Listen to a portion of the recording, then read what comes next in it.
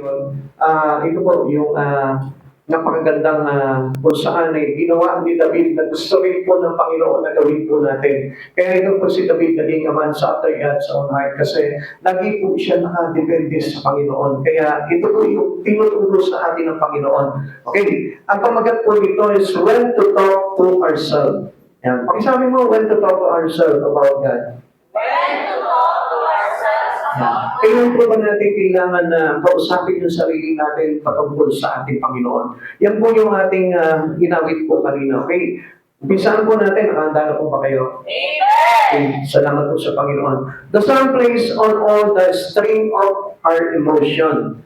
Kumbaga, ito pong awit, ito pong salmo, ito po ay nakatuloy po palagi o naka-ugnay palagi sa kalooban natin, doon sa mga nararamdaman natin sa kalooban natin. Kaya kahit na po ano yung mga bagay na nandito sa kalooban natin, kaya po tayong abutin po ng salmo. Kaya tayong abutin itong mga bagay na ito na isinulat sa aklat po ng awit. They lead us in despair when all hope seems gone. Na kahit na sabihin po natin na parang nawawalan ka na ng pag-asa sa buhay, nawawalan na yung parang inaasahan, nandito pa rin po na inaabot po tayo at binibigyan po tayo ng pag-asa ng ating Panginoon. They live up on wings of praise, giving song in the night. Ano po yung pinapakita po ni David po dito? Kung maging inaabot po tayo sa bawat nararamdaman po natin sa ating kalooban, at anong ginagawa sa atin? Instead to put our life into the trouble or place our life into a great discouragement, ang ginagawa po sa atin itong aklat ng awit, nilalagyan po yung puso natin ng pag-awit. Anong ibig sabihin po nito? Yung po tayo sa kabila po ng mga bagay na nararanasan natin sa buhay, problema, o ano man yung mga hardship in life, di matulak pa rin po tayo nitong awit na ito, nitong kasulatan na ito na isinulat at nilikha ni David para sa atin, para tayo po maitulak palagi sa Panginoon. Kaya tatatandaan po natin, tayo po mga naglilingkod sa Panginoon, tayo nakakilala na sa Panginoon, wala na po po sa atin, yung po mga bagay na nararanasan natin mga pagsubok sa buhay. Instead, ito po yung mangyayari sa atin na kapag tayo po may mga pinagdadaanan sa buhay, dapat na tayo po ay naitutulak ng Espiritu ng Lord para magkaroon po tayo ng tinatawag na song in the heart. Yung po lagi tayo nagpupuri sa ating Panginoon. Okay. Despite the psalmist talking to himself, kaya ano po nangyari po dito? Siya po mismo, nung naalala niya yung mga pangako ng Panginoon, ito po yung naging dahilan para kausapin niya po yung kanyang sarili tungkol sa Diyos. Ayon sa salitang ito na naisulat niya po sa pamamagitan ng Espiritu ni Yahweh. Now, mga kapatid sa Panginoon, gusto ko po na malaman po ninyo, the promise of God answered every troubles. Lahat ng mga bagay na problema dumarating sa buhay natin, ang tugon po dito is about the promise of God. Kaya hindi po tayo pwedeng tumakbo sa ibang bagay to find solution, but through Christ Jesus, through the words of God, through the promise of God. Kaya yung napapansin po natin, di ba, kapag marami ka na mga alalahanin sa buhay, anong gagawin mo? You stop churching, you stop to find God, you stop to seek God, you stop to praise, you stop to serve God. Yun yung nagiging sagot po natin. Why? Kasi hindi po tayo naaabot doon sa kalooban natin. It's supposed to be, mayroon pang pangako ang Diyos na dapat na laging nakatatakbo sa isipan natin. And through the words of God, yun po yung nagbabalik po sa atin, nagre-remind sa atin, anak, wala namang problema, ito na yung sagot dyan. Ibinibigay ko na sa inyo sagot ko about my promise. Now, dito po sa kaninang binasa po natin, tatlong beses po itong sinabi sa aklat po ng awit. Ito po, basahin ko po sa inyo itong mga talata na ito. First, yung nga po talata na isinulat po dito sa awit 42 verse 5. Bakit ako nanlulumo? Bakit ako nagdaramdam? Sa Diyos ako'y may tiwala. Siyang aking aasahan. Diyos na tagapagligtas, muli ko siyang aawitan. Ang sabi? Muli ko siyang aawitan. So that was the song in our heart. Because we remember, and God remind us about His promise, tayo po mismo, maaalala natin yun. If you are truly with Christ Jesus, maaalala mo, nga pala, mayroon nga pala pangako ang Panginoon sa buhay ko. Bakit ako manluloko? Bakit ako magdarandam? Ganyan po si David. And the second praise, or the second words in the Bible, ito po sinabi po dito sa Awit 42 verse 11. Bakit ako nalulungkot? Bakit ako nagdarandam? Sa Diyos ako'y may tiwala, siyang aking aasahan, magpupuri ako. Pupurihin walang humpay, walang tigil ang aming tagapagligtas, ang Diyos na walang hanggan. So, ibig sabihin nun, consistency, nandun pa rin po yung ating song in the heart. Nandun pa lagi yung papuri sa Panginoon. Kahit sabi mo, galit ka, bigil ka, naiinis ka, kung parang wala ka lang naiisip kundi yung mga problema mo, still, alam nyo, may emphasize pa rin sa buhay mo yung tinatawag na song in the heart. Kahit na sabi mo, may kaaway ka, kahit sabi mo, taksa-laksa yung kaaway mo, isang batalyon yung kaaway mo, hindi ka paghaharian ng galit, kundi ang paghahari sa puso, yung po tinatawag na song in the heart, which is yung papuri pa rin natin sa Panginoon. Okay, at ang yung ikatlo po na verse po dito is doon sa Awit 43 verse 5. Kanina 42 verse 5, ngayon 43 verse 5. Bakit ako nababahala? Bakit ako nahahapis? Sa Diyos ako ay aasa at sa Kanya ay mananalig. Muli akong magpupuri sa Diyos ko at tagapagligtas. Itong aking pagpupuri sa Kanya ko ihahayag. So, the word is to praise Him always. Yung lagi tayo nagpupuri sa kabutihan ng ating Panginoon. Always remember that God always has a solution for every problem that you have. Ano yung problema natin sa oras na ito? Kahit ginigipit ka kabi-kabila, gusto ko na malaman po natin na ang Diyos lagi po may sagot po yan. Isang bagay lang ang gagawin natin. Keep on praising. Keep on worshiping God. Manatili po tayo na umawit sa Kanya, purihin siya, magtiwala, umasa sa ating Panginoon. Ano po ba ang ibig sabihin po talaga nitong buong chapter nito ng Awit 42? Okay, pagpaliwanag ko po muna bago po tayo tumakbo po doon sa pag-aaral po natin. Para may idea po kayo, ano po ba itong simulat ng Awit 42 na ito ni David? Okay, ang sabi po dito, ang Awit 42 ay nagpapahayag ng matinding pananabik nitong si David sa Diyos at sa kanyang presensya. Lalo na sa panahon ng pagdurusa at pagkatapos, ito ay isang panaghoy, isang sigaw ng isang puso na naghahangad ng espiritual na kaginawahan at panunumbalik. Grabe si David, ano? Ibig sabihin po pala nito, kapag nararamdaman mo that your life is away from Him already, pag malayo na po yung parang espiritu, parang hindi ko na nararamdaman na kaisa ako sa Panginoon, ano po yung parang pinapakita ni David po dito? Yung parabagang sa kabila po ng kanyang pagdarusa at pagkatapos, ito po yung kanyang sigaw ng kanyang puso. Yung naghahangad siya ng espiritual at presensya ng Panginoon para pagmabalikin yung kaginhawahan ng espiritu niya, para makapanumbalik siya sa Panginoon. Hindi niya po pinababayaan yung kanyang espiritu. Now, tingnan po natin kung ano po yung tema po nitong Awit 42 na ito, na hinalungkat ni David sa pamamagitan ng kanyang pagpupuri sa Panginoon. Una-una pinapakita dito sa Awit 42. Makinig po kayo, para na sa ganun. May sagot din po kayo pagdating po sa mga pagsubok na pinagdaraanan nyo. Para hindi nyo po iset place na lang po yung, o iset in one place na lang po yung inyong pananampalataya sa Panginoon. Kasi ito po yung kalimitan na nangyayari po sa atin. Sabi ko nga po sa inyo, pag may problema na, iniiwanan na yung mga bagay sa Panginoon. Nakakala po nila, hindi sa Diyos magkakatpuan po ito mga bagay na kalutasan. Okay, ang tema po dito, mga pangunahing tema po dito sa Awit 42, pinakita po dito yung pangungulila ni David. Pangungulila niya sa Diyos. Na kung saan, alam niyo, pag may problema po tayo, ang ibig sabihin po wala niyan, malayo na tayo sa Lord. Pag meron po tayo mga trials, meron tayo mga bagay na pinakakabalan sa Panginoon, away from God, ang ibig sabihin daw po nito, parang nangungulila ka na sa Diyos, na kailangan ka na maghanap. Sabi po dito, gumagamit si David ng mga mainam na imahe, tulad ng usa na sobrang nauuhaw sa tubig, upang ihatid ang matinding pagkauhaw nitong si David sa presensya at pakikiisa sa Diyos.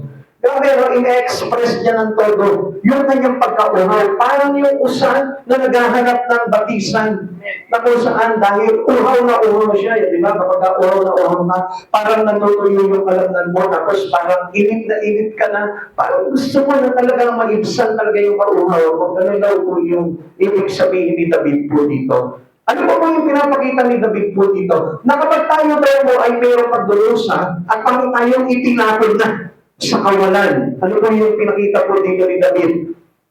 Na ito po si David, kapag dumaranas po ng kahirapan at pagkahiwalay, posibleng dahil sa pag-uusig o pagkahiwalay sa pagsamba sa templo. Kaya hindi po natin napapansin, di ba, kung isa, para ayaw mo nang sumasamba sa Panginoon, nawawala ka na ng gana.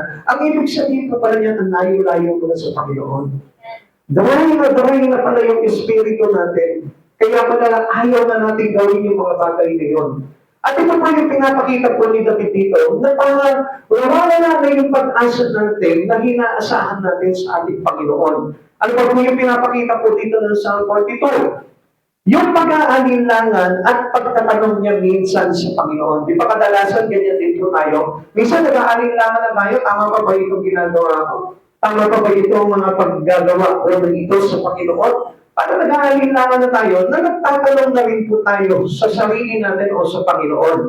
Ang sabi po dito, si David ay parang nakikipagdudo sa kanyang sarili, sa mga pagdududa niya at sa mga panunuya ng kanyang mga kaaway, na nagtatanong sa presensya ng Diyos sa kanyang buhay. So, ang ibig sabihin po ni David dito, parang siya mismo question niya, ano na ba itong sarili ko dito?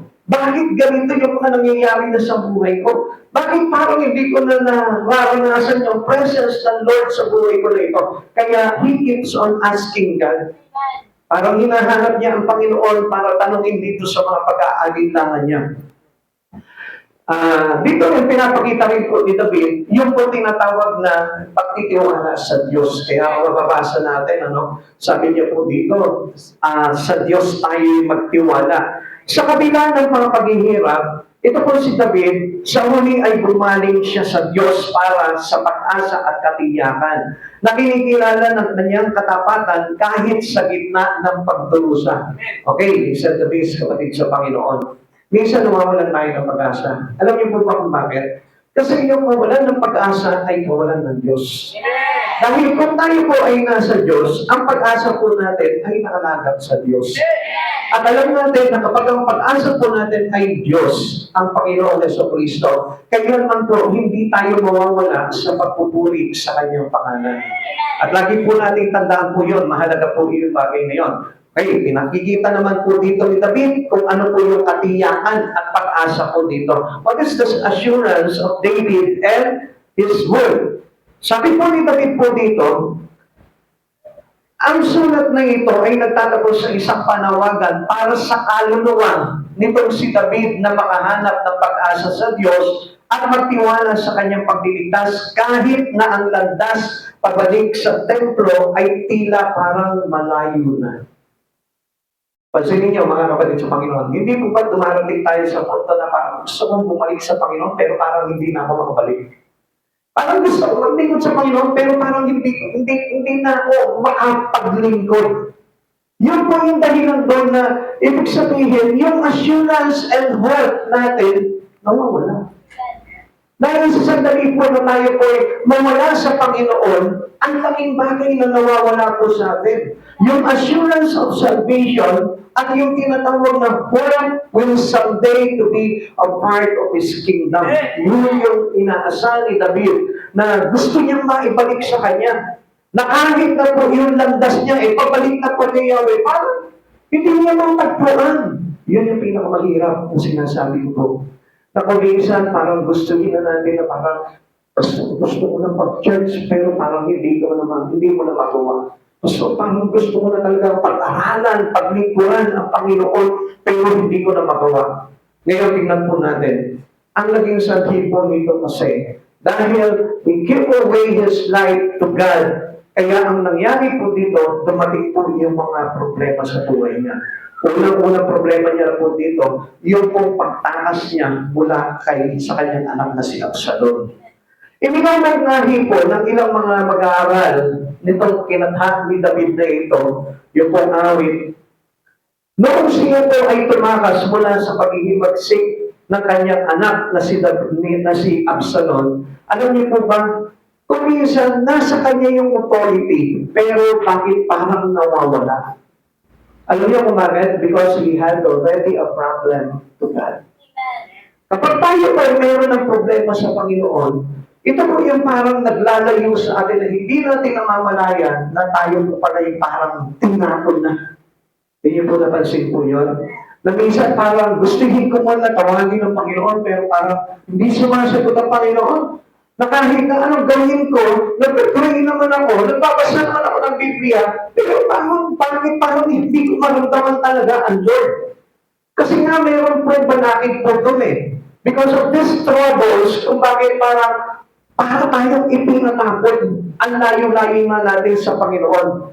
Alam mo ba yung pinapakita po dito? Alam niyo po ba kung bakit din naranasan po ni David ito? Mayroon naman po ibang mga panukala, yung ibang mag-aaral ng salita ng Diyos na ipinapanukala po ng iba na isinulat ito noong panahon ng pag-uusig kay David ni Haring Saul nang siya ay napilitang manirahan sa pagkatapon.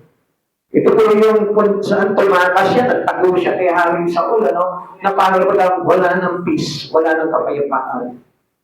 Na kahit na anong ginagawa ni David, parang hindi niya na matagpuan po yung kapayapaan sa buhay niya. At alam niyo po ba kung ano po yung parang ganitong nangyayari sa atin?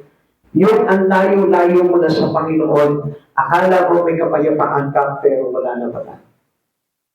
Yung ang layo na ng puso mo sa Lord, na akala mo may kapayapaan ka, pero wala na pala. Ito yung problema po ni David po doon. Na mula sa pagkakatapon dahil sa hinahunting po siya nitong si Haring Saul, hindi na po niya maranasan po yung pagpunta sa templo ng Diyos. Ang layo-layo niya na. At yun yung naging balakid sa kanya kung bakit hindi niya maramdaman at maranasan si Yahweh, yung presensya ni Yahweh. Kaya doon sa pagkatapon po sa kanya na malayo sa sanktuaryo, kahit na po ano pa yung mga bagay na espesipikong pangyayari sa buhay po nitong si David ay nagpapakita ng pakiramdam ng pagiging malayo sa templo at presensya ng Diyos na isang paulit-ulit na tema sa buhay po ni David. Ulit-ulit na naman po yun. Sa buhay po natin, na parang ang gulo-gulo, alam niyo kung anong dahilan po nito, yung malayo tayo sa Panginoon. Sa madaling salita, mahirap ang malayo sa Panginoon. Dahil maraming bagay na po pwede po na makagulo sa buhay po natin na hindi natin inaasahan, yun na po pala yung nagpapabagsak na kaluluwa natin. Kaya kapatid sa Panginoon, pakiramdaman niyo po kung tayo po ba'y malapit pa sa Panginoon o malayo na. May mga pagkakataon na akala po natin malapit tayo sa Panginoon pero ang layo-layo na pala. Kaya hindi na po halos natin ma-assure sa sarili po natin na ako ba ay nasa Lord pa o wala na? Ako ba ay malapit pa sa puso ng Panginoon o wala na? Okay, let's find this. Kaya kailangan po natin ng tinatawag na talk to ourselves. Now, when we need self-talk, kailan po ba natin kailangan talaga yung tinatawag na kausapin yung sarili po natin? Okay, agapan na po natin, ano po? Unang-una, we may need self-talk when we are discouraged. Kapag yung parang nawawala na tayo, pinanghihinaan na tayo ng kalooban. Sino po dito yung nagsasuffer ngayon na parang pinanghihinaan siya ng kalooban? O baka naman lahat tayo confident pa rin sa sarili natin, no? Even though we are away from God. Tandaan po natin, pag malayo tayo sa Panginoon, ang ibig sabihin po niyan, nandun yung panghihina ng kalooban. Maaaring malakas ang loob mo kasi nga, okay lang naman yung ating buhay dito sa mundo. Pero away from God, talagang masasabi ko na we are full of discouragement. Kaya nga sabi po ni David po dito sa verse 11, why my soul are you downcast? Parang sinabi niya po dito, bakit ako magtutulmo? Bakit ako magdaramdam? So, pinapakita po sa atin ni David po dito na every problems we have or every troubles that we encounter in life, yan yung number one na maglalagay sa iyo ng panghihina ng kalooban. Walang taong hindi pinanghinaan kapag na dumarating yung problema. Especially when this person did not rely on God. Kasi alam niyo po, ang taong walang kasiguraduhan, walang tumpak na kasagutan pagdating sa mga problema niya. Sino po ba dito yung parang may problema siya? Okay, sigurado siya, kayang-kaya ko to. Meron po ba? Kasi kung minsan parang akala natin ang yabang natin eh. Na kahit na wala ang Panginoon sa buhay natin, ang yabang po natin, na kayang-kaya ko to. Kaya ko tapusin to, kaya ko bigyan ng solusyon ito. Without God. Without talking to God, parang kayang-kaya mo. Kaya hindi mo napapansin, ang nangyayari sa buhay mo ganito. Sa pag-aakala ko na okay lahat ng bagay, pero hindi natin alam, bulok na pala yung sistema ng kaluluwa mo. Alam niyo kung bakit? Kasi nga, while talking to God, doon tayo nakakakuha po ng mga bagay na fresh in our spirit.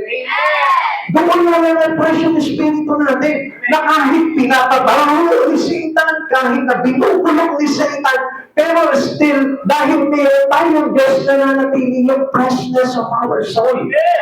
Kaya ito po yung hindi natin makita dito. Kaya ko naman yung problema ko. Kaya ko to. Sa pag-aakala mo, confident ka na sa sarili mo, kaya mong gawin. Na even though pinanghihinaan ka ng loob, hindi mo pinapakita sa tao, sinasabi mo, kaya ko to. Na hindi nga tayo umiiyak sa Lord eh. Maaaring umiiyak ka sa sarili mo, pero sa Panginoon, hindi mo iniyak sa Panginoon, Lord. I cannot make it without you, Lord. Hindi ko makakaya to, Lord, kung wala ka.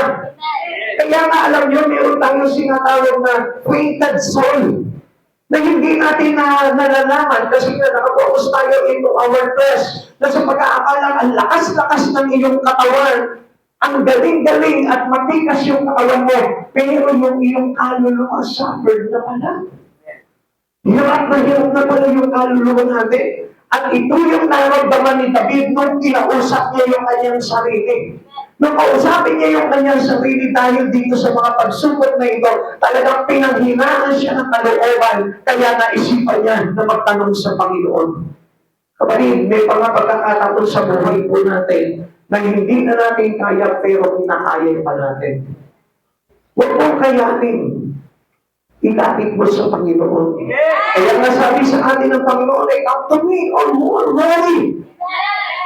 At sabi niya, and I will give you rest. Sa Kanya tayo makakasumpad ng kapahingahan at wala sa sarili nating pamamaraan. Kung minsan, alam niyo po, nadadaya po tayo ng sarili po natin eh. Hindi natin naiintindihan.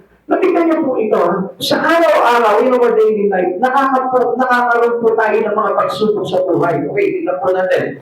We all go through times of discouragement. Lahat po tayo. Meron po tayo mga discouragement in life. Okay, basahin po natin. Una, poor health rob us of strength. Yung biglang, ang lakas-lakas mo, magugulat ka na lang, bigla kang pinaghinaan, bigla kang nagkaroon ng karamdaman. Yun po yung ibig sabihin po natin doon. Income is low and debt's high. Di ba? Kung isa, kumikita ko na, sumasweldo ka, pero bakit ganito? Bakit ganito? Parang kulang pa rin yung mga kinikita ko nito. Kulang pa rin yung mga bagay na ito para sa akin.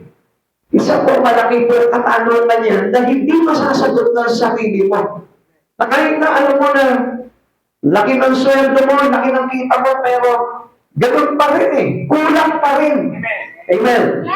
Yung isa naman, dream or dance and cancel, tambol. Yung parang wala na, naglaho na lahat ng pangarap mo. Nawala na lahat ng mga pinapangarap mo. Yung kastilyong binubuhay mo, hindi na matuloy. Nagiba na nagtuloy yan. Family and friends, disappoint us. At kung minsan pa, yung pamilya mo pa mismo ang nagpapahina ng kalooban mo. Kapatid sa Panginoon, gusto ko po na malaman niyo po itong mga bagay dito. Dumarating po yung mga bagay na yan out of our control. Wala sa ating control yung bagay na yun dahil nasa control ng kamay ng Diyos. Kaya nga, we always have our hope in the hands of God. Nasa Kanya yung pag-asa natin. Na kaya nga dapat nagpatuloy po tayo na malapit sa Panginoon. Katulad po nito si David, na kapag dumarating sa kanya ito, napupuno ng awit sa puso ito si David. Bakit? Because he trusts God. Natin yung kanyang trust and hope into God. Nasa kanya, sa Panginoon niya, hinahanap yung mga bagay nito. Alam niyo po ba, ang ginawa po ni David po dito, instead na magkaroon po siya ng tinatawag na self-confident, alam niyo po ba kung anong ginawa ni David po dito? Pinagalitan niya yung kanyang sarili. Kasi kung minsan tiwala tayo sa sarili natin, na kaya natin ang lahat. Kaya anong sabi po dito? Si David po mismo, parang inaway niya yung sarili niya. Siguro parang sinasabi ni David sa sarili niya, mag-isip ka nga. Masyado ka nang yumayapang. Siguro tinutulong niya yung sarili niya. Masyado ka nang mayapang. Ang layo mo na sa Panginoon. Kaya ganyan ang nangyari sa buhay mo. Kapatid sa Panginoon, gusto ko po na maintindihan po natin na kapag tayo po ay mayroon ng mga bagay na parang napabalisa ka na, nalulungkot ka na, parang hindi mo na maintindihan yung mga bagay na nangyayari sa buhay mo. Katulad ni David, awayin mo na rin yung sarili mo. Baka mamaya makita ko kayo, nakikipagsuntukan kayo sa sarili niyo. No? Hindi po gano'n ang ibig sabihin. No? Ibig sabihin po nito, pagalitan mo yung sarili mo. Sabihin mo sa Kanya, bakit mo sinasarili ang problema mo? Mayroon naman tayong Diyos na dapat natin maasahan. Sabihin mo sa Panginoon mo, bakit ka lumalayo sa Panginoon? Hindi mo naman tayo eh. Without God. Kaya nga pag naisang diba, ang dami mga Krisyano, ang layo-layo na ng loob sa Panginoon. At mas pinipili pa po nila yung ibang bagay kaysa sa Lord. Dapat yung ganong sitwasyon sa buhay mo, pagalitan na yung sarili mo, bakit ka lumalayo sa Lord? Bakit ka lumalayo kay Yahweh? Alam mo naman, nakapahamakan kapag lumayo ka sa Panginoon. Kaya nga, buti na lamang po ito si David, marunong siyang pagalitan yung sarili niya.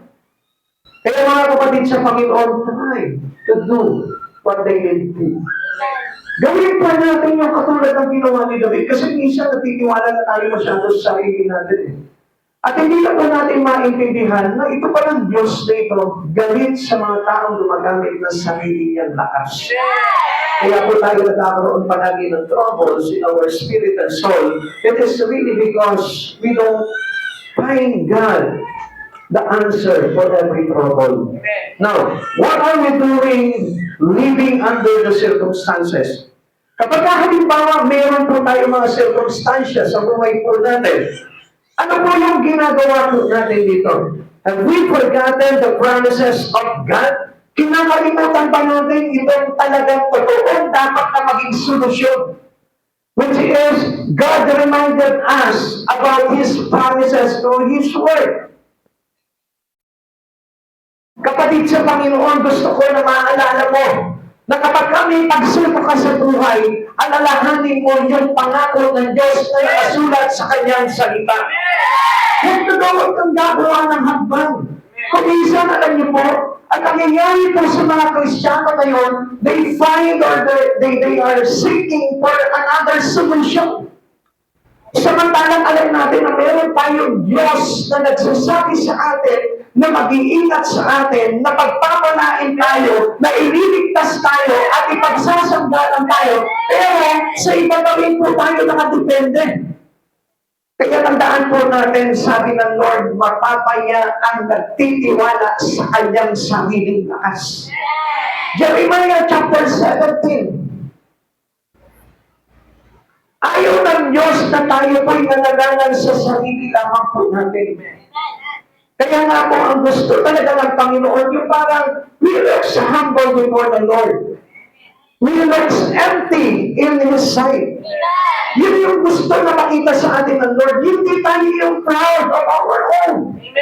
Yung proud ka into the works of your hand.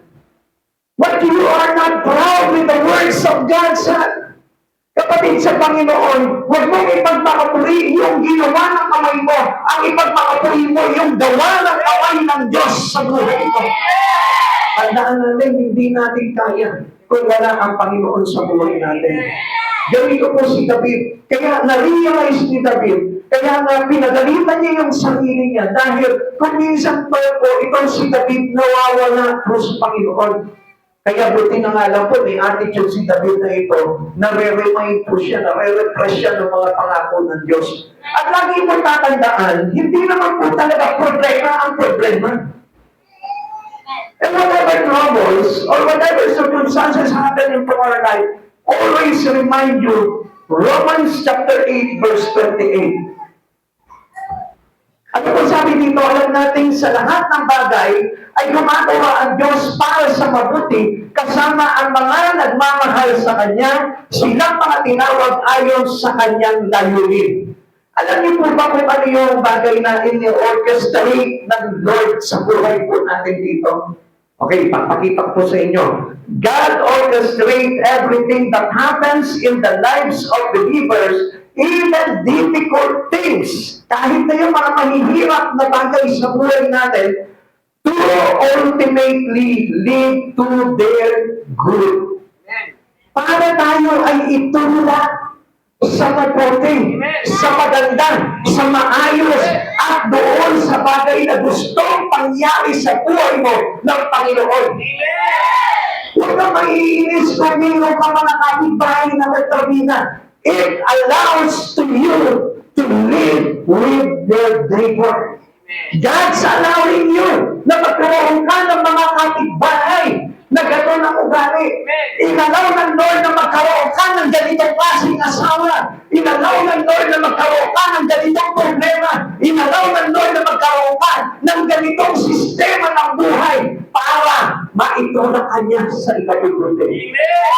Only knows, dapat lamang nalalaman po natin na kapag kapangit ang mga sitwasyon o maganda man ang sitwasyon natin, dapat iisa lamang ang direksyon ng buhay ng tao patungo kay Kristo.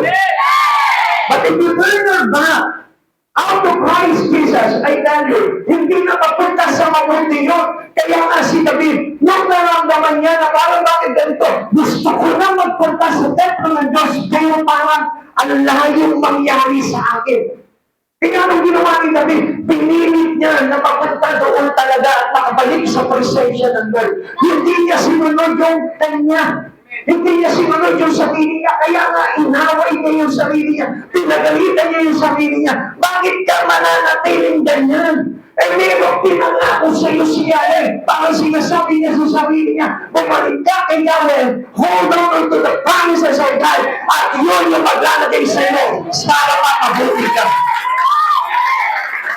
Isipin mo, kapatid, isipin mo mga mananampalataya, na lahat ng bagay na pangyayari sa buhay natin, ang Diyos ang gumagawa para sa ikabubuti mo. In all things, God work together for our own good. Walang ginawa ang Panginoon na hindi para sa ikabubuti natin. All the works of the hands of God and all things that happens to you, even all your circumstances, is about for your goodness. Para sa ikabubuti mo yun. Kaya nga tuloy lang tayo ng journey sa Panginoon. Never stop doing. What God will tell you.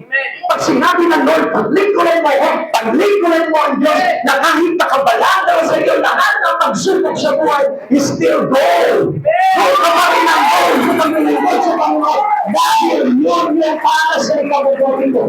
Kaya marami po mga Kristiyano ngayon ay hindi mailagay-lagay ng Panginoon sa ikabubuti niya dahil marami po tumatalikod po talaga sa Panginoon.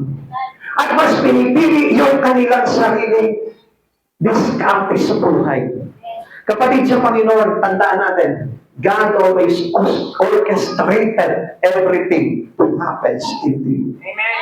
Lahat ng bagay niyan, inaalaw ng Lord. Ibinigay sa iyo ng Panginoon. Kaya yung pagsisisi, hindi pa magiging maganda yung pagsisisi kung hindi mo alam na para sa ikabubuti mo yung bagay niya. Amen. Minsan, hindi po natin namamalayan Doon sa mga pangit na pangyayari sa buhay natin, doon pala magpapasibol ang Panginoon ng napakaganda-gandang bagay. Nakakita na po ba kayo na isang halaman na tumubo sa tuyot-tuyot lupa at pagkatapos nun na lumago yung halaman na ito, namulaklak ng sobrang gagandang bulaklak. Nakakita na po kayo nun? Kung nakakita na po kayo nun, ganun ang larawan ng buhay ng isang tao. Na saan kahit na ikaw ay nakatalim ka sa mga problema ng buhay, mayroon pa rin palulutangan ng mababangong bulaklak at napakagagandang bulaklak sa buhay mo. Dahil, mangyari lang na tayo po ay magtiwala talaga sa Panginoon. Now, ang problema ng tao ay yung pong kanyang pag-aalinlangan. Minsan pinag-aalinlanganan niya yung buhay niya. Even though they are Christians already. Na kahit na Kristiyano na sila, nag-aalinlangan pa siya. Bakit kailangan ba yung ganito? Kailangan ba yung ganyan? Kailangan kung ano yung tinuturo sa iyo ng Panginoon. Kailangan lahat yan. Kaya nga, ganyan din po yung sistema ng mga Israelita kung bakit hindi sila nakapasok into promised land dahil ang dami nilang question sa mga instruction ng Lord sa buhay nila. Even si Moises nga po, nagkamali na rin po ng mga pagsunod sa instruction ng Lord eh. Kasi kakareklamo po ng mga Israelita eh. Alam niyo, ang problema sa atin, without the things that given to you by God. Pinagdududahan natin, pinag-aalinlanganan natin. Kailangan ba mag-ito ng sunod? Kailangan ba talagang gawin ko ito? Kailangan ba na ganito talaga yung sistema ng paglilingkod ko? Kailangan lahat yan. Kung nandito ka ngayon at may tinuturo sa iyo ang Panginoon, huwag mo kainisan yung bagay na yun. Kailangan ng buhay mo yan para sa ikabubuti mo. Now, ang tanong dito, ganito eh. And we've been doubting God's love. We're sure that God is not a loving God for us. Alam natin na ang Diyos na ito ay maibiging Diyos para sa atin. Wala sino man dito sa oras na ito na hindi inibig ng Diyos. Kahit na sabihin mong half-hearted ka, kahit sabihin mong you hate God, pero still, love ka ng Lord, kaya nga nandito ka eh. Ako hindi ko naniniwala na wala sa iyo ang pag-ibig ng Diyos. Kahit na ganyan ka, kahit na ang sakit mo sa mata, may mga ganong klaseng tao eh, no? Yung parang, pag nakikita ko, sakit sa mata ng tao eh. Parang gano'n, pero gusto ko man malaman mo, sa tao, masakit ka sa mata, pero sa Diyos, ang sarap mo sa puso niya. Amen. Yun ang hindi natin maintindihan kasi we compare God into a human. Minsan kinukumpara natin siya sa kapitbahay mo, kinukumpara natin siya sa tatay mo, sa nanay mo, o sa kaibigan mo. Na alam naman natin na ang tao mapalait talaga. Na ang tao ay mapanglusga talaga. Pero never ang Diyos.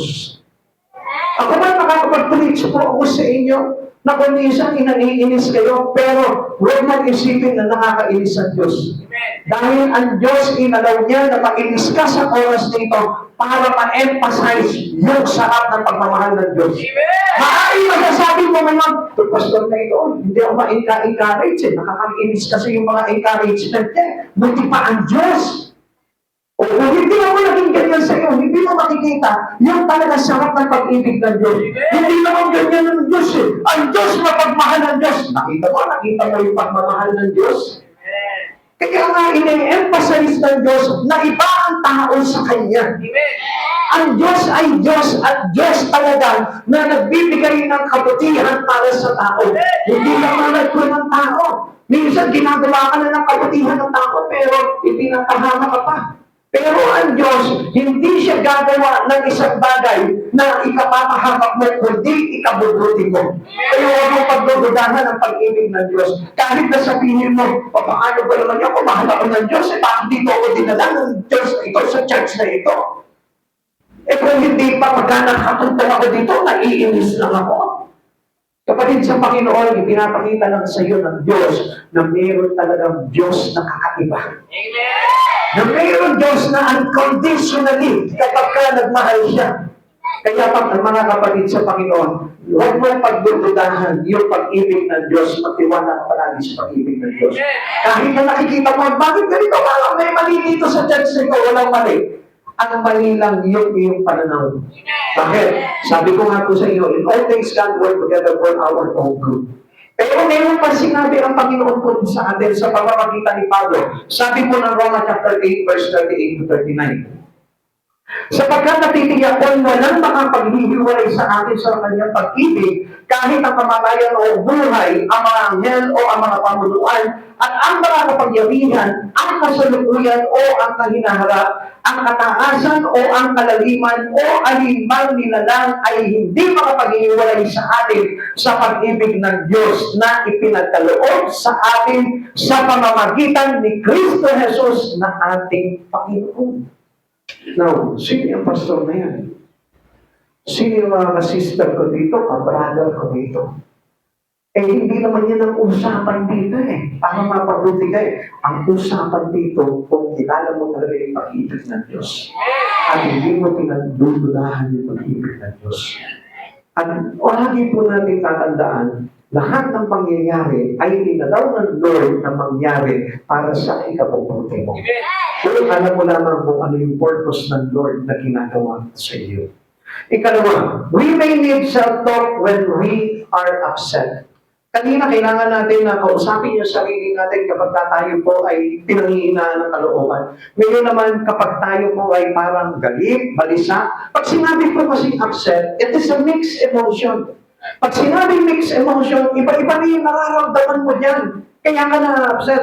Sabi po ni David po dito, why so disturbed within me?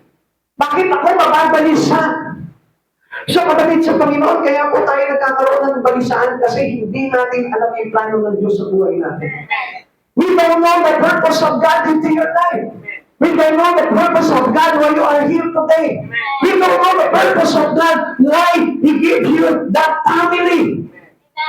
Hindi natin kasi alam kung bakit. Ba't ba ako binigyan ng ganitong asawa? Meron naman mga asawa, sisipag, lakas magpumita, mabait pa, wala pang bisyo. Pero bakit ang binigay sa akin, Kristiyano ko, binigay sa akin na asawa, tamad na, pasaway pa. Magpasalamat ka sa Panginoon dahil kung hindi dahil sa asawa mo niyan, hindi mo makikilala ang kabutihan ng Diyos. Alam mo, kung mabait yung asawa mo, tapos malakas pagkalita, tapos lahat na lang pabor sa iyo ang ginagawa, hindi mo makikilala ang Diyos. Kasi magtitiwala ka na okay na ito, parang ito na ang Diyos ko. Naintindihan niyo po yung ibig ko sabihin? Hindi ka natatawag sa Lord, Lord, please, pagpapahuli ko yung asawa ko, ang sakit na ng ulo ko. Hindi ka tatawag. Kung gano'n ang klase ng asawa mo, mabait na, magandang lalaki pa, malaki pa ang sweldo, at lagi pang laging nakabackup pa sa'yo. Hindi mo makikilala ang Lord. Kaya nga kung minsan, nasusuka tayo sa buhay natin. Bakit ganito binigay mo sa akin? Okay naman ako sa Jacob. Bakit ganito? Bigyan mo ako ng ganitong asawa. Asawa na ako sa kanya talaga. Hindi mo lang nakikita na ini-emphasize ng Diyos na hindi ka dapat ma-upset, hindi ka dapat mabalisa, hindi ka dapat mangamba dahil may Diyos na magpapaayos ng buhay natin. Amen. Alam niyo, nung araw nga po masamang lalaki po talaga ako nung araw. Pero nung napangasawa ko po si Sister Mary Ann, naging mabuti po ako. Sino po ba nagpabuti sa akin? Si Sister Mary Ann? Hindi, ang Diyos. Amen? Kaya nga, ang Diyos ang nagbabago ng lahat sa buhay po natin. Katulad din po natin ngayon, kung hindi natin kilala talaga yung purpose ng Lord sa buhay natin, paano tayo mailalagay niya into good? Kaya hindi nangyayari sa atin yung bagay na yun Lagi tayo nakakontra doon, kaya lagi tayo nababalisa, lagi tayo galit, lagi tayo naiinis. Ano ba naman yan? Yan na naman yung ginawa mo. Sinabi ko na sa yung ayaw mo nga ng ganyan Pero bakit inaalaw ng Lord yun? Pwede naman sa kanina ng Lord yun, tapos na agad. Remember, naglilingkod ka sa Panginoon? Di sana yung backup ng Lord doon. Pag sinabi mo sa Lord, sa kanina mga tumasama ko, kulit Lagi na lang pasaway sa akin. Bakit hindi sinasaan ng Lord? Alam na kung bakit? Kasi alam ng Lord kung ano yung mga kabuti. Sa tingin ko lang hindi maganda, pero magiging maganda yan pag nagtiwala ka sa Panginoon. Kaya nga sabi ni David, sa Diyos ako magtitiwala. Sa Diyos ako aasa. Asahan mo palagi ang Diyos sa buhay mo. Sa lahat ng pangyayari sa buhay mo, asahan mo palagi ang Panginoon and never upset anymore. Masyado ka parang alam niyo yung mga bartender. Sino po dito yung nakarinig ng mga bartender? Pakitaasan mo kayo. Makikinom kayo, no? Hindi. Dati, di ba? Ako nga, dati, nagpapa-ano pa ako nagpapa-mix pa ako ng mga iinumin ko. No? Lagyan mo na ganito yan. Lagyan mo ng ganito. Lagyan mo ng tequila. Lagyan mo ng ganyan. Lagyan mo ng Jack Daniel. Pag haluin mo. May mga ganun-ganun tayo. Alam niyo kasi, ganyan tayo Parang tayo mga nasinggero. Yung problema, pinaghahalo-halo natin. Lalagyan mo halimbawa ng problema sa pera, lalamayan mo pa ng problema sa asawa, lalagyan mo pa ng problema sa kapitbahay, naghahalo-halo na. Kaya yung iyong emosyon, nag-mix-mix na rin parang alam na naalala sa iyo. Kaya yung problema na yun, yung emosyon mo, nalasing ka na at nawala ka na ng tuluyan sa Panginoon. Kaya kapatid sa Panginoon, why so disturbing in me? Nasabi po ni David po dito, bakit ako mababalisa? Alam niyo po ba yung upset? Pag tayo po ay meron ng tinatawag na mixed emotion, di ba? Yung parang gulo-gulo na iisipan mo, hindi mo na alam, unahin mo ba ito? Siyempre ako sa kanin ko dito, yung anak ko o yung asawa ko. Parehas ko sa sila, pagsabayin ko lang. Di ba? Minsan ka na. Gawin nasa isipan natin. Pero alam niyo po ba yung gano'ng mga respond po ng isang Kristiyano, lalo na ikaw ay may kilala ng Diyos, we respond faithlessly when upset. Pagka gano'n nga po, yung laging naglalaro sa isipan mo, ay nakakainis na ito, patulog po ng kaya po. Faithless po ang tawag po doon. Walang pananampalataya. Kapag ano po yung tugon po agad natin, yung nagagalit agad tayo, naiinis agad tayo, parang nawawala na agad tayo ng pag-asa, yun po yung tinatawag na faithless. Walang pananampalataya. Kulang sa pananampalataya, sabihin mo sa katabi mo, dapat maraming pananampalataya. Mas maraming problema din siya, mga kapatid sa Panginoon.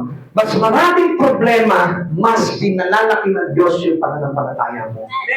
The purpose of God for us to be good. Anong ibig sabihin nito? Pag marami ka pa ng problema, mas tinuturuan ka ng Diyos ng tinatawag na faith. O sino ngayon dito yung mga maraming problema? O tingnan nyo, ayaw nyo na magtaas ng kamay. Sino dito yung walang problema? Taas ang kamay? Wala rin, nakita nyo? Kasi ayaw nyo magpatuloy sa Panginoon Ayaw nyo mahayag sa Panginoon na wala kayong pananampalataya. Tama ba? Tama ano? Tingnan nyo, hindi makasunod sa bibig pero sa isip, tama si Kristo. Mas marami tayong mga pinagdadaan ng pagsubok, mas tinuturuan tayo ng Diyos na manampalataya. Tandaan mo yan, kapatid sa Panginoon. Pag ikaw, konti na lang yung mga pagsubok na pinagdaraanan mo, ang ibig sabihin yan, wala kang kwentang manampalataya sa Diyos. Naiintindihan nyo? Naiintindihan? Amen. Basta ayoko naman talaga nitong problema Sino ba may gusto ng problema? Lagi mo tatandaan ang Diyos, inaalaw yung bagay na yun. Now, tingnan nyo po ito Kahit sa Bible, meron din po yung mga taong upset. Tingnan po natin. Person suffered from upset in the Bible. Unang-una na po dyan si Jacob. Jacob, though all was against him.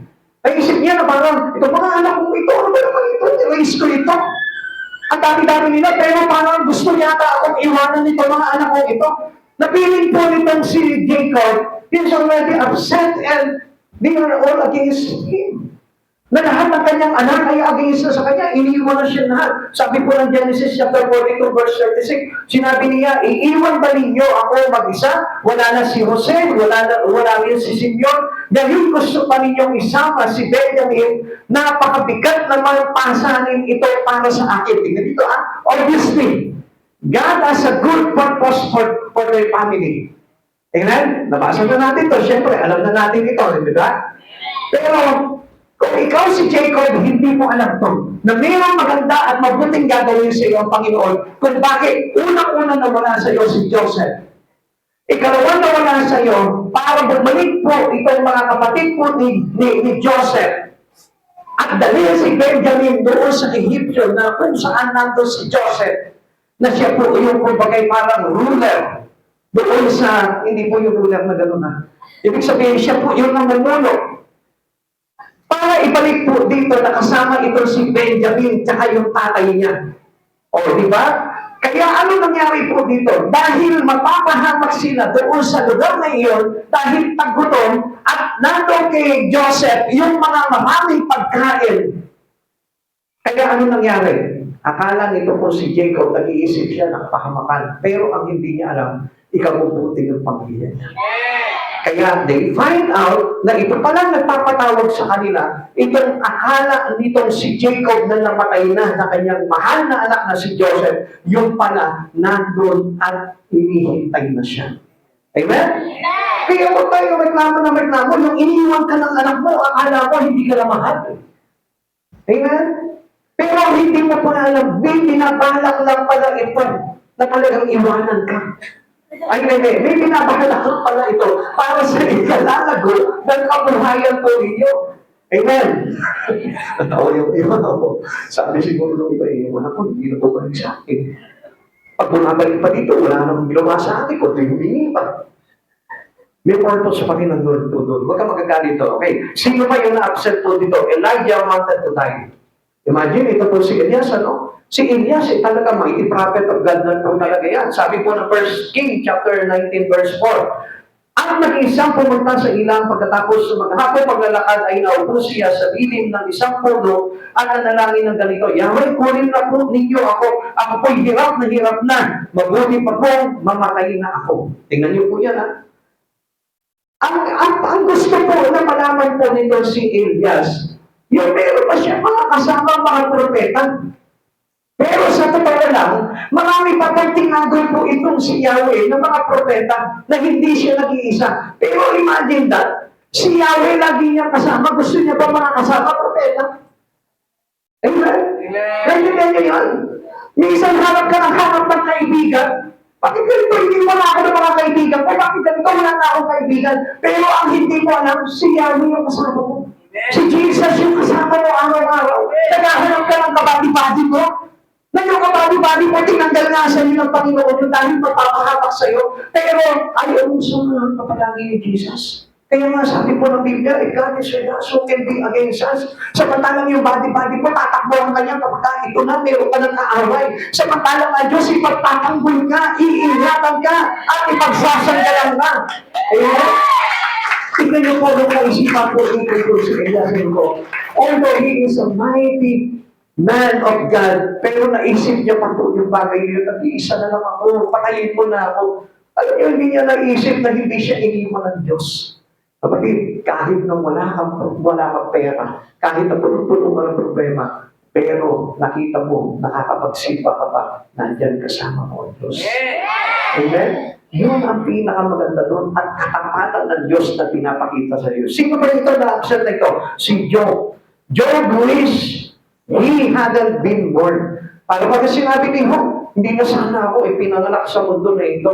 Alam niyo po ba kung ano po inireklamo po ni Job dito? Di ba yung mga trials, yung pagsubok, yung mga bagay na nangyari po sa buhay niya. Pero alam niyo, nanatili pa rin po ito si Job na magpuri sa Panginoon. Kaya yung upset niya, nakita niya na meron palang purpose na maganda ang Diyos sa buhay niya. Sino pa? Itong disciples panic in the storm. Tingnan niyo po ito, ha? Nagpanic sila kasama na nila si Jesus nasa hulihan ng bangka at nakahiga. Natakot pa sila sa bagyo ng buhay. Ikaw, bakit ganun po tayo? Nag-church po tayo, may Diyos ka sa buhay mo. Meron ang itinataas sa buhay mo na Jesu Cristo, pero bakit takot ka pa rin sa buhay? Natatakot ka pa rin kapag dumarating yung mga bagyo ng buhay. Yung problema mo, natatakot ka pa rin. Mark chapter 4, verse 38. Si Jesus ay natutulog noon na may hulihan ng bangka. Nakahilig sa isang unan, ginising siya ng mga alagad at sinabi, Guro, bago mo nabasan ang inyo kung mapahama kami? Parang inisipan pa na, Diyos, magbayakan Diyos. Panginoon, magbayakan yung Diyos. Hindi niyo ba nakikita? Mamamatay na kami, mapapahamak na kami. Kamulan kapatid sa Panginoon, kailangan naman binabayaan ng Diyos. Kaya kung minsan napapahamak ang buhay natin dahil tayo ay kalulungan hindi ang Diyos. Nandiyan ang Diyos pero lumalayo mo sa Diyos. Kaya isang araw makikita mo na lang na binabagyo na ng todo ang buhay mo. At hindi mo nakikita na si Jesus dapat pala ang solusyon. Amen? This verse should remind us that God's grace is sufficient. Dapat na makita po natin sa lahat ng kabalisahan, sa lahat ng mga bagay na kaguluhan sa isipan ng tao, dapat na tayo po ay makaalala na yung grace ng Lord is sufficient for everyone. Or found God's grace to be enough. Ano sabi po sa atin ng 1 Corinthians chapter 12 verse 9? Ganito ang kanyang sagot, ang kagandahang loob ko ay sapat na para sa iyo, sapagkat lubusan nahahayag ang aking kapangyarihan kapag ikaw ay mahina, kaya't buong galak kong ipinagmamalaki ang aking mga kahinaan upang manatili sa akin ang kapangyarihan ni Kristo. Listen, ganito pa na yan. Pag marami ka palang pinadaraan ng pagsubok sa buhay, ang ibig sabihin niya, kasama mo ang Diyos. Amen. Saan ka nakakita na marami kang pagsubok sa buhay, pero nakukuha mo pa rin, magana ka pa rin kumain. Sino dito yung gano'n? Yung maraming problema sa buhay, pero ang sama pa rin kumain. Yung totoo lang. O yun na naman, dadayain nyo na naman yung sarili nyo. Tapos sabihin nyo naman, wala, bakit ako may problema? Di ba, ang sarap pa natin kumain? So, ibig sabihin, this grace is enough. This grace is enough for every needs. Sa lahat ng pagkakataon, makikita mo, hindi ka nawawala ng gana. Di ba? Naglulupot-luputang ka lang kasi papansin eh. Napapansin ka sa asawa mo, dami ko problema, sakit ang ulo mo, kailangan gumawa ka ng paraan para mabayaran natin ito. Parang ganun lang tayo eh. Pero kapag kakainan na, makita mo, mas malakas ka pag kumain. Kaysa sa mga anak mo, wala namang problema. Amen? Amen? So, ibig sabihin po niyan, hindi lang natin nakikita talaga yung kabutihan ng Diyos sa buhay natin. At ang Diyos ay sapat na para sa buhay natin. So, meaning, lagi natin kasama ang Diyos. Hindi tayo iniiwanan ng Diyos. Amen? Ikatlo, last. We may need self-talk to be reminded of God's faithfulness. Yan. Kailangan na kausapin ang Diyos. Ang kausapin natin ang sarili natin tungkol sa Diyos. Kapag kailangan natin na maging tapat talaga sa Panginoon. Minsan nawawala yung katapatan natin sa Panginoon because of every other things in our life. Ang daming bagay kasi na dumarating sa buhay natin na nagpapawala ng katapatan natin sa Diyos. Pero ano sabi po dito si David? Pagkatapos niya po na nakita yung mga bagay na yun, nalungkot siya, nagdamdam siya, nagalit siya, na-upset siya, na-discourage siya. Pero ano sabi niya? Hold on in God. Sa Diyos ako aasa. Sa Diyos ang aking pag-asa. Makita niya pa rin na sa Diyos yung kanyang pag-asa. At hindi sa sarili niya na. Kapatid sa Panginoon, kung medyo nalalayo-layo ka na sa Panginoon, ibalik mo yung pag-asa mo sa Diyos. Ibalik mo yung buhay mo sa Panginoon. Huwag ka masyadong parang tiwala sa sarili mo. Abalahin mo yung sarili mo sa mga bagay lang na ginagawa mo, pero mali po yun. Nagsasabi sa ating Panginoon na hindi ang Diyos ang pag-asa natin. Always keep and remember that put into your mind, lagi mong itatak sa isipan mo na kapag ikaw ay gumagawa ka lang ng hiwalay sa Diyos, ang ibig sabihin, hindi mo ginagawang mag-asa sa buhay mo ng Diyos. Magagalit sa iyo ang Panginoon kapag gano'n na naging ugali mo. Dapat sa lahat ng bagay na ginagawa mo, kailangan kasama ang Diyos. Ano po sabi niya po sa awit 42, verse 5? Bakit ako nanulungmo? Bakit ako nagdaramdam? Sa Diyos ako ay may tiwala. Siyang aking aasahan. Wala tayong dapat naasahan sa buhay natin. Hindi yung galing mo sa pagtatrabaho. Hindi yung husay mo sa eskwelahan. Hindi yung galing mo sa pagpapamilya. Hindi yung iyong talino. Kundi asahan mo ang Diyos. Na mga gagawa ng lahat ng bagay para sa buhay ng tao. Minsan, alam nyo, binabagda natin yung bagay na yun.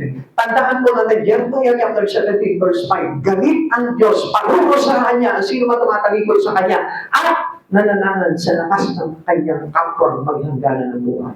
Kapatid sa Panginoon, tandaan po natin, ang Diyos galit doon sa nananangad lamang sa sarili. Huwag mo sabihin na gumagawa naman ako kasama ko palagi ang Diyos. Never. Hindi ganun yun. Tignan mo kung ano yung purpose ng Lord sa lahat ng mga bagay na nangyayari sa buhay mo. Huwag mo sasabihin na, pupunta ako sa ganun lugar, magpapayaman ako. Di ba? Kung minsan hindi natin inisip na luluunin pa sa akin ng Panginoon. No? Ito ba ang nagustuhan ng Lord sa akin? Ito ba yung purpose ng Diyos sa buhay ko? Kapag kapatid sa Panginoon, sa tingin natin, okay yung mga bagay na yun. Pero ang hindi mo alam, yung ikabubuti mo ay nandun, nakadikit sa Panginoon. Nasa Panginoon. Hanap tayo ng hanap ng mga magaganda, mga opportunities sa buhay. Pero ang hindi mo alam, lahat ng opportunities na magaganda na kay Jesus. Nasa Lord. So kung saan paano tayo maghahanap ng magandang opportunity. Pero ang hindi mo nakita, na kahit nandito ka lang, may opportunity kapag ka ang Diyos ang lagi mo kasama. If God is with you, who can be against you? Tandaan mo, kapatid sa Panginoon.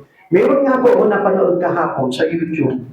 Alam niyo po ba, sa pagtitinda lang ng yelo, umasenso ang buhay niya. Alam niyo yung yelo? Yung pinoplastic na tubig, tapos papatigasin gagawin yung yelo, doon lamang umasenso ang buhay niya. Imagine that in a month, kumikita siya ng 100K. O saan ka ba? Ang dami natin gusto puntahan. I want to fly.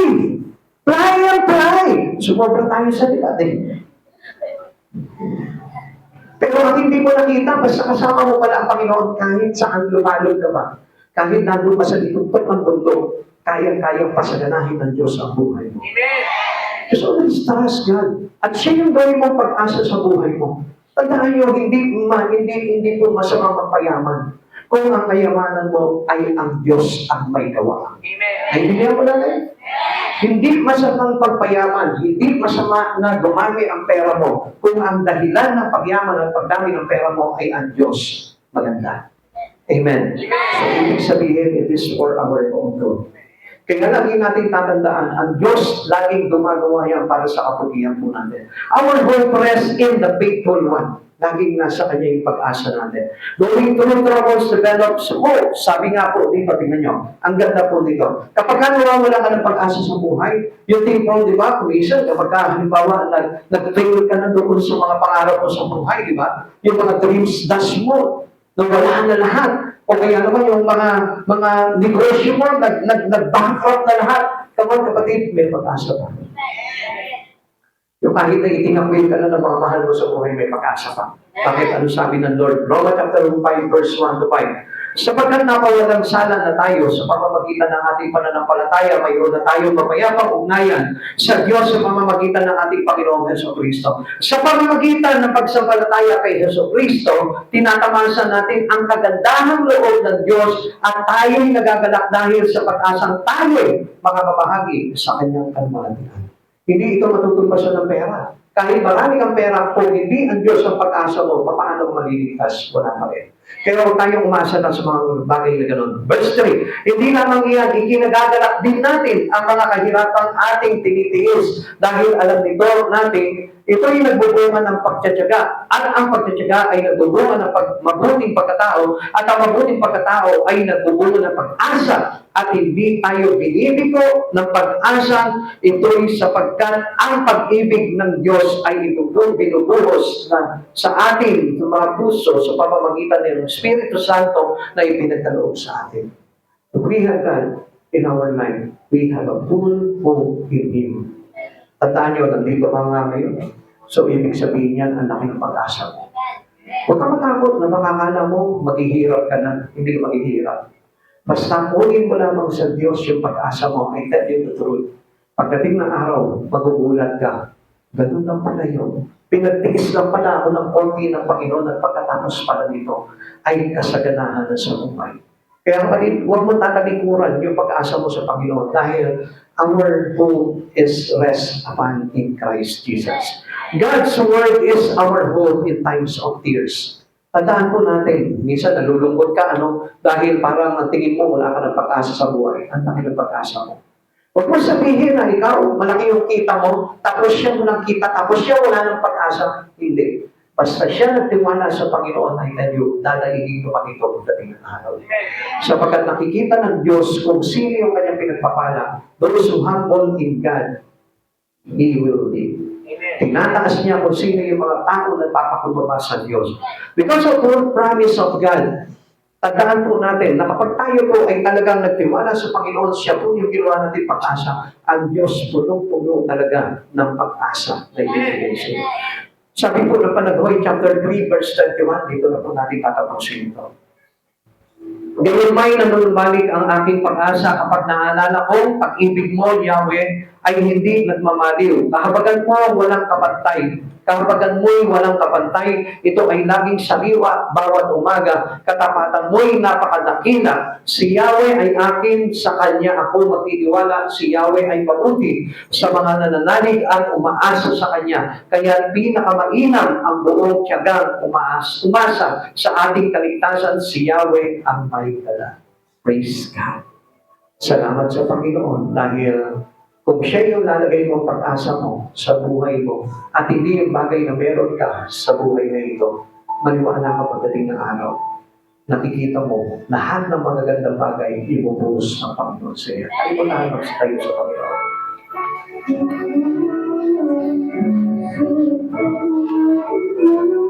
Kauhawan mo ang mga bagay sa Panginoon.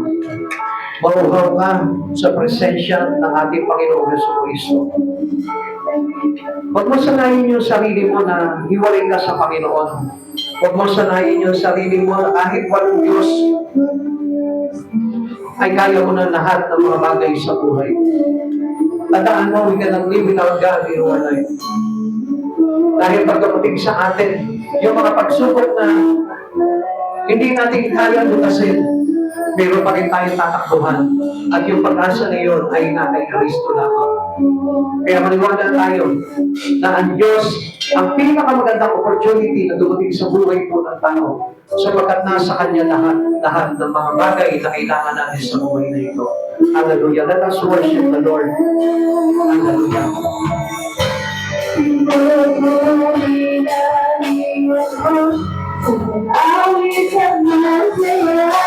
Sila na nga nilalagay ng Diyos sa puso sa oras nito. Bibigyan mo paghawa mo at Panginoon sa buhay. Kahit na gaano man yung naranasan mo ang papala sa buhay mo. Kahit gaano man yung sikat ng araw na sumikat sa buhay mo. Kung wala ang Panginoon, darating pa rin ang pag-iiman dahil nag-iisang Diyos ang iwanan sa buhay ng tao. Kaya pagiging natin sa pagiging ng Panginoon sa buhay natin. Hallelujah. Pagsamahan natin ng Diyos.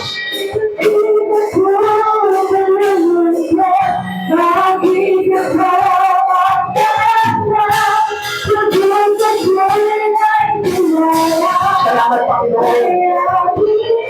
Salamat Panginoon. Pinakita niyo sa amin ang pag-asa ng Panginoon. Hindi sa araw-araw ng Panginoon. Hindi sa amin maglapit sa iyo. Dahil sa amin pagtitiwala sa iyo, Panginoon. Paging ating ganap, Panginoon. At naging tunay, Panginoon. At naligtas kami, Panginoon, dahil sa iyo. Panginoon Jesus, maraming salamat po. Hallelujah.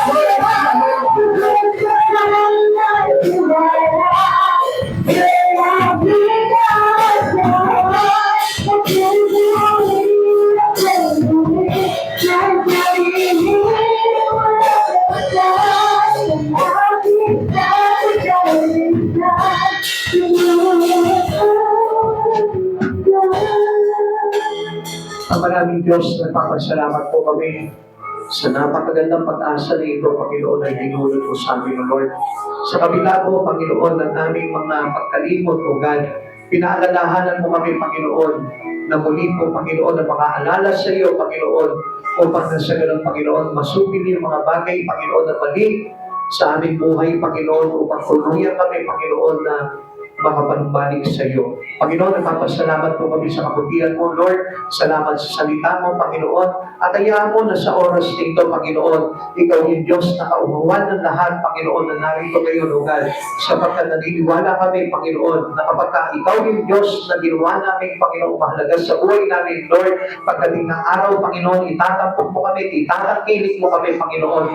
Subalit kapag ikaw naman, O Diyos, ay pinawalang bahala namin sa buhay po namin, O God. Naniniwala kami, Panginoon, na pagdating ng araw, Lord, ibabagsak mo, Panginoon, ng mga sino mang tao na titiwala niya sa kanyang sarili, O God, at nananangan sa kanyang kakayanan po lamang, O God. Panginoon, nagpapasalamat kami, Panginoon, sapagkat hindi mo kami ibinilang sa mga ganitong klaseng tao, O God.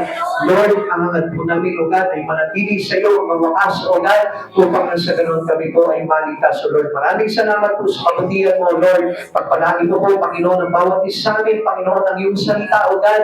I-remind mo po kami palagi, Panginoon, sa iyong mga pangako sa amin, O God. At ayahan mo ang pananampalataya, Panginoon, ay lalong sumibol sa aming mga puso. Maging tapat kami sa iyo, Panginoon, hanggang wakas, O God. Maging tapat po kami sa lahat ng mga pangako mo, O God. At ayahan mo panghawakan namin ito, Panginoon, habang kami nabubuhay, O Lord, upang ang mga pagsubok sa buhay, Panginoon, ay mapagtagumpayan po namin sa lakas na kalooban po sa amin, Panginoon Jesus. Your grace is enough for our needs, O God. Salamat po, Panginoon, sa kagandahan loob mo, Panginoon, nag-upa po, Panginoon, sa buhay ng lahat, O God. Salamat po, Panginoon, sa dakilang pagpapala mo, O God. Salamat po sa biyaya mo, Lord. Uli po, O God. Hayaan mo po, Panginoon, na sa aming pag-uwi, O God, ligtas po kami, Panginoon, at maluwalhati kami makauwi sa aming mga tahanan, O God. Pinayunan po kami sa anumang kapahamakan, O Lord, maging ang aming mga sasakyan, O God. Bantayan niyo po kami, Panginoon, at ingatan, Panginoon, ang iyong makapangyarihan kamay, O God. At sa presensya mo, Panginoon, Lord, na mangunguna sa amin, Panginoon, ligtas kami, Panginoon, sa bawat lakad po namin, O God. Maraming salamat po, pagpalain mo po ang Church Sacred, Lord. Magpaakit ka pa po, Panginoon, ng maraming kaluluwa, Panginoon, nakikilala, Panginoon, at pagpupuri at sasapad maglilingkod sa iyo na pinapangalan. Lord, bless mo po, Panginoon, ang Church sa ito, Lord, upang isang araw, O God, ay makitatag, Panginoon, panghabang buhay, Panginoon, ang iyong templo sa lugar na ito, O God, na walang iba, kundi ikaw ang itataas nila, Panginoon, sa kanilang mga buhay, O God. Maraming salamat, Panginoon Jesus, sa pangalan mo, Panginoon, na aming pinangahawakan at nakatatak sa aming mga puso, ang pangalan banal, ang pangalan pangpangyarihan na nagligtas sa amin, Panginoon, at naglinis sa amin sa lahat ng aming karumihan. Lord Jesus, ikaw yung Diyos na tanging pag-asa ng lahat, Panginoon. Maraming salamat po, Panginoon, sa iyo po namin ibinabalik ang lahat ng kapagit karangalan sa tanging pangalan mo po lamang. In Jesus' name, Amen. Amen. At gusto mo po, pasalamat po namin.